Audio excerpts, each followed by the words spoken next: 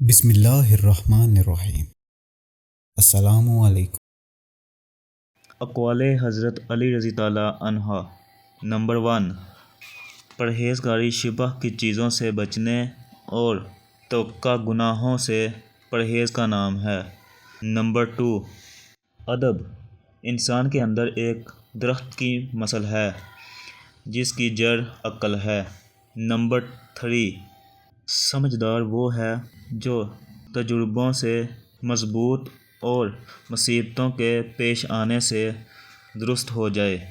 Number 4، ایمان ایک درخت ہے جس کی جڑ یقین، شاخیں پرہیزگاری، پھول حیا اور پھل سخاوت ہے۔ نمبر 5، آنکھوں کا بیدار رہنا مگر دل کا غافل ہونا کچھ مفید نہیں۔ نمبر 6، آدمی کی قدر اس کی عقلمندی سے ہے نہ کہ اس کی ظاہری صورت سے۔ نمبر 7، سچائی دین کا لباس اور ذہن یقین کا ثمرہ ہے۔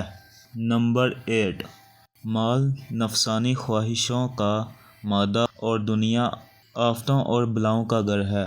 نمبر 9، خدا تعالیٰ کی نافرمانی گندے اور ناپاک لوگوں کا عمل ہے۔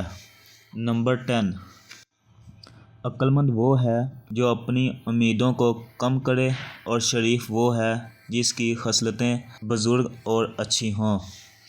نمبر 11، قناعت ایسی تلوار ہے جو کبھی کند نہیں ہوتی۔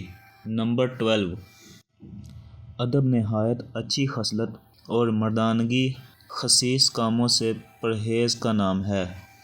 نمبر 13، بخیل سے کبھی سخا نہیں اور عمل کی انتہا نہیں۔